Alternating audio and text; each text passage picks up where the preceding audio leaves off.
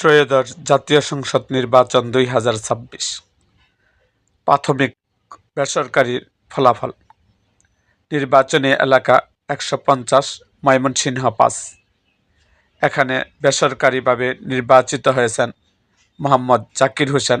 বাংলাদেশ জাতীয়তাবাদী দল বিএনপি ধানের শীষ প্রতীক নিয়ে উনি ভোট পেয়েছেন 1,27,917। তার দ্বিতীয় যিনি হয়েছেন বাংলাদেশ জামাতে ইসলামের মনোনীত প্রার্থী মোহাম্মদ মতিউর রহমান আকন্দ, দাঁড়িপাল্লা প্রতীক নিয়ে পেয়েছেন 1,08,876 ভোট।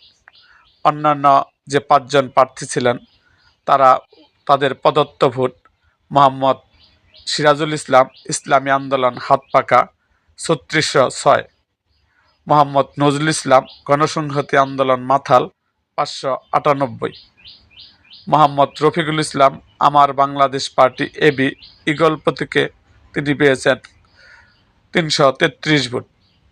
এখানে সর্বমোট প্রদত্ত ভোটের সংখ্যা 2,38,456 ভোট।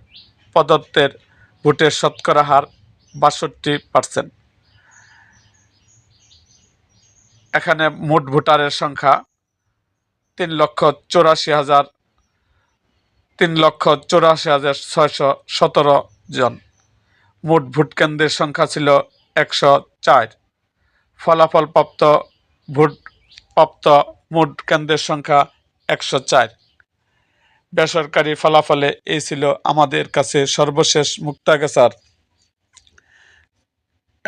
Result sheet.